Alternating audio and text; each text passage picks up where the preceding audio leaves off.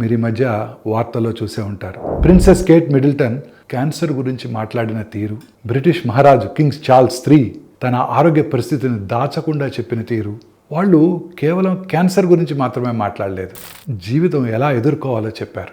మన జీవితంలో ఒక్కసారిగా నమ్మకం కదిలిపోయినప్పుడు జీవితం మనల్ని ఒక చిన్న ప్రశ్న అడుగుతుంది, ఇప్పుడు ఎట్లా జీవిస్తారు? క్యాన్సరు వాళ్ళ వేగాన్ని తగ్గించింది, కానీ వారి ఆత్మను ఆపలేకపోయింది. అది మనందరికీ ఒక విషయం గుర్తు చేసింది.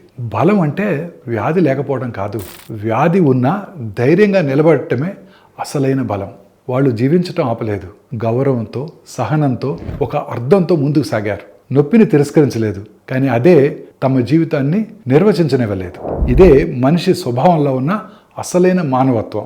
భవిష్యత్తు అనిశ్చితంగా అనిపించినప్పుడు ఈ క్షణం చాలా విలువైనదిగా మారుతుంది. క్యాన్సరు చాలా కఠినంగా అనిపించినా అది జీవితాన్ని మూలాల వరకు తీసుకెళ్తుంది. ప్రేమ, సమయం, అనుబంధం, అర్థం, అవసరం లేని వాటిని తొలగించినప్పుడు నిజంగా ముఖ్యమైనవి మళ్ళీ కనిపిస్తాయి మనకి.